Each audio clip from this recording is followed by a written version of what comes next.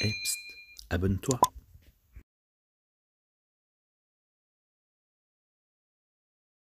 Voilà, donc de ce côté-là, donc j'ai des tortues qui vont partir. Donc voilà, c'est un appel. J'ai des tortues qui vont partir, comme par exemple, hop, voilà, comme par exemple, hop là, viens me voir.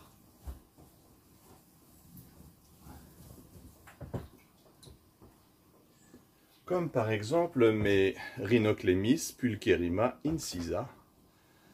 Vous voyez, alors c'est pas les Pulcherrima mani, mais c'est la même espèce, hein, sauf que c'est pas la même sous-espèce, c'est une incisa. Donc vous voyez, elle est beaucoup moins marquée au niveau des couleurs, sur la carapace et le plastron, mais par contre, au niveau, alors j'essaie que ça ne reste pas flou, au niveau des pattes et des... En même temps, j'ai le serpent à gérer. Vous voyez que c'est des tortues qui sont très très belles. Donc j'ai 2 mâles et 3 femelles. Voilà.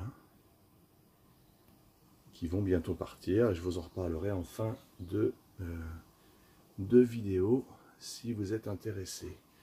Voilà, des Rhinoclémis incisa, Rhinoclémis mani incisa, qui sont adultes, qui sont prêts pour la repro. De ce côté-là, j'ai des Rhinoclémis pulcherrima. Alors, viens voir. Voilà. Rhinoclémis pulcherrima mani, hein, c'est la tortue forestière qu'on connaît bien, donc on reconnaît bien les colorations. Donc c'est pareil, c'est des adultes. Hein, j'ai normalement 2 mâles et 3 femelles aussi. Donc qui doivent partir aussi.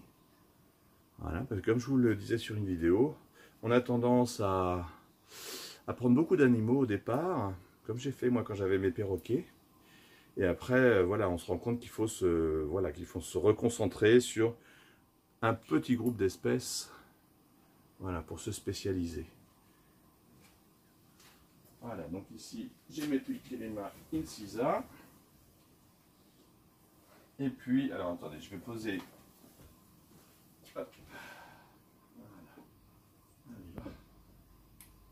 Voilà bien. Parce que j'aime pas trop manipuler différentes espèces en même temps. Et puis ici, j'ai un grand groupe de Cystoclémis flavomarginata, anciennement Cuora, hein, flavomarginata. Voilà, je vais essayer de zoomer pour qu'on la voit bien. Voilà, donc j'ai un grand groupe. Et c'est pareil, je pense qu'elles vont également partir de l'élevage. Là, j'en suis moins sûr, mais bon. Voilà, alors j'ai différentes tortues de différentes années. Voilà. Donc voilà pour ce côté. Maintenant, on va se retourner. Voilà pour ce qui est des tortues. Donc ils ont un bac d'eau, un endroit pour pouvoir se cacher en dessous. Et ils ont, alors moi j'utilise l'éclat de coco parce que ça absorbe bien. Ça absorbe bien et les odeurs et l'humidité. Donc ils aiment bien ça. Et puis je leur ai mis ici des parements avec l'ampoule chauffante. Donc comme ça garde la chaleur. D'ailleurs quand je touche c'est chaud. Voilà. Et c'est leur. Et puis évidemment ils ont UV et puis lumière du jour. Voilà. Voilà pour eux. Pour les tortues. Et puis bien sûr, quand on travaille dans la pièce d'élevage, parce qu'on y est souvent dans cette pièce d'élevage, parce qu'on a beaucoup de choses à faire, donner à boire, donner à manger, nettoyer, ça prend beaucoup de temps, tout ça. On ne se rend pas forcément compte, mais ça prend énormément de temps. Ça prend même quasiment tout le temps pour que nos animaux soient bien. On nettoie d'un côté, après il faut nettoyer de l'autre, il faut abreuver, et voilà. Et tout au long de la semaine, on a plein de choses à faire. Hein. Et on a moins de temps pour observer les animaux, mais on est content parce que les animaux sont bien, parce qu'ils ont tout ce qu'il faut et c'est propre. Mais pendant qu'on fait ça, on peut aussi se cultiver, on peut aussi apprendre des choses. Et c'est pour ça que j'ai mes petites vidéos qui sont là, pas les miennes, hein, celles d'autres personnes qui élèvent et qui donnent des conseils. Et moi, je glane toutes les choses et j'essaye plein de choses. Donc voilà, ça me permet aussi de voir un petit peu, et d'apprendre, parce que, comme dit Socrate, je sais que je ne sais rien, et c'est vrai qu'on apprend tout le temps, et on se trompe toujours, on fait toujours des erreurs, et c'est pour ça qu'on apprend, et on apprend toujours. Vous voyez, moi en génétique, je pense savoir des choses, et je me rends compte que, ah ben non, ah ben je pensais ça, et voilà, donc on en apprend. Donc moi, je mets, voilà, des petites vidéos, et puis j'apprends. Et ça me permet aussi d'apprendre l'anglais, parce qu'il y a beaucoup de vidéos en anglais.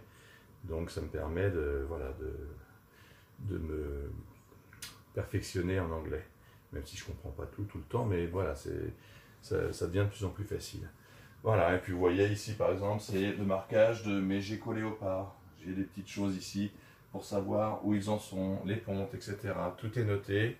Et puis là, ce que vous voyez ici, c'est aussi les posters que je me suis fait sur les mutations des geckos léopards. En bas, je ne sais pas si vous le voyez, mais il y a aussi des posters que je me suis fait sur les geckos à crête, sur les mutations.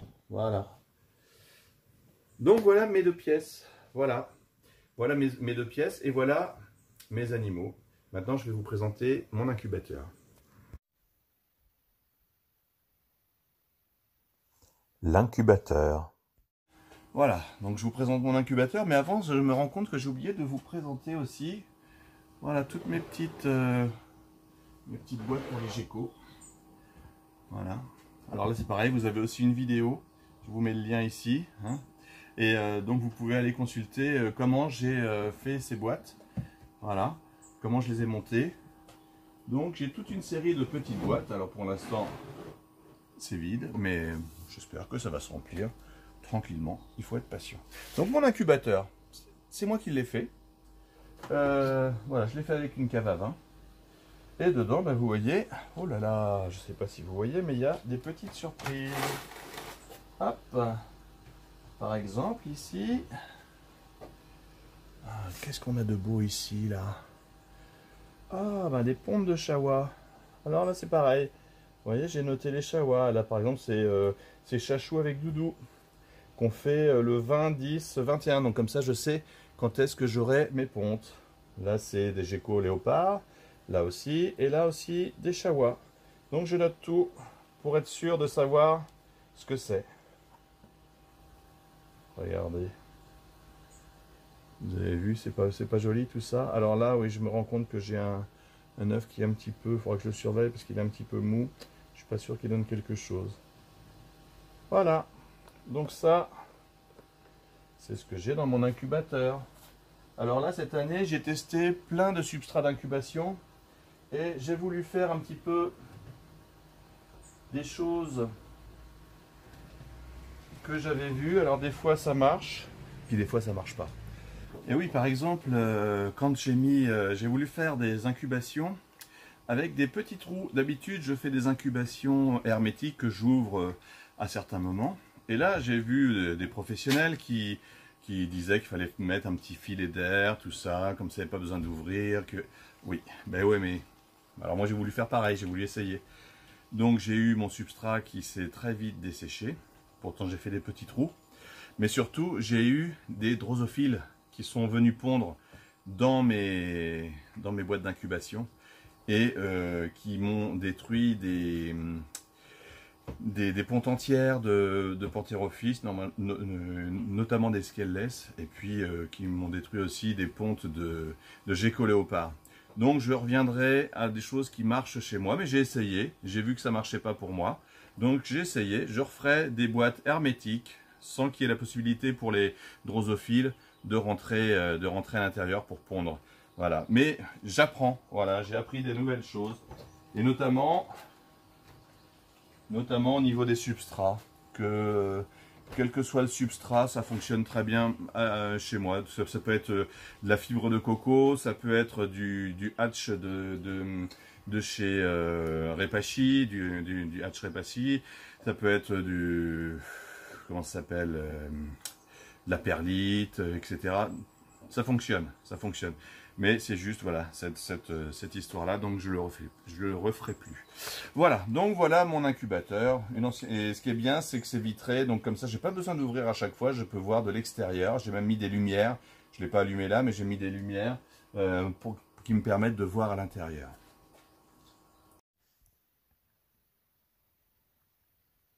Le bonus.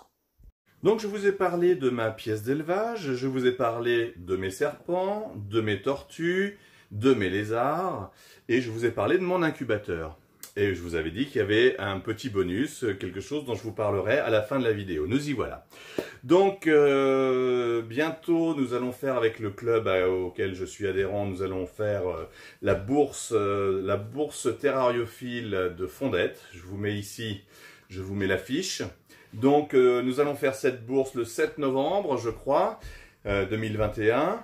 Donc on vous attend nombreux. Fondette, c'est à côté de Tours. Voilà, c'est en plein centre de la France. Donc voilà, on peut l'atteindre du sud, de l'est, de l'ouest, du nord. C'est à peu près le même kilométrage. Voilà, donc il va y avoir la dernière fois, c'est notre 3e bourse. On a eu pas mal de monde au niveau des exposants, au niveau des visiteurs. Donc je vous incite à venir, c'est la semaine prochaine. Je vous incite à venir à cette bourse. Voilà, moi j'y serai exposant et j'aurai des animaux à vendre.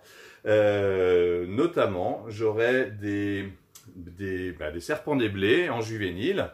Hein, ceux que je vous ai montré tout à l'heure, les Okiti Abbott et les Okiti Rivers, tous porteurs de scaleless. J'aurai aussi beaucoup de tortues, des Kinosternon, des Rhinoclémis. Peut-être que je mettrai aussi quelques Cystoclémis, c'est-à-dire les Kuora, là. Voilà.